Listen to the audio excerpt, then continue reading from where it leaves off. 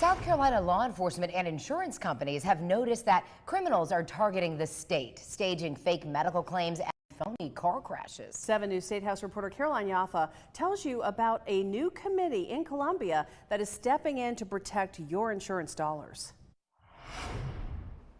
You know, insurance fraud happens every day across South Carolina, and organized fraud rings are staging car accidents by deliberately crashing into innocent drivers and filing false injury claims.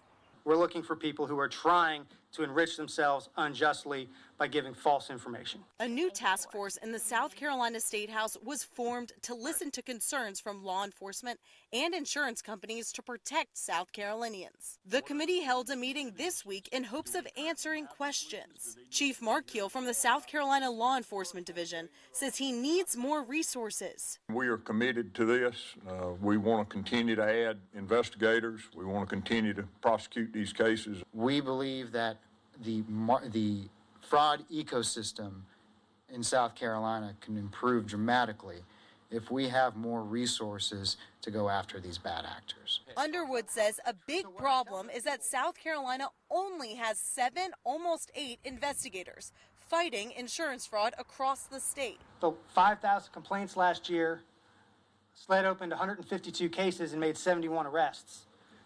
If you compare us to Virginia, they have granted more people, they have 8 million people. They have 28 agents. Jeff Thordahl, the executive director of the South Carolina Insurance Association, sent us this statement that reads in part, "We are glad the House of Representatives is looking at fraud and other issues that affect insurance rates. Insurance fraud is not a victimless crime.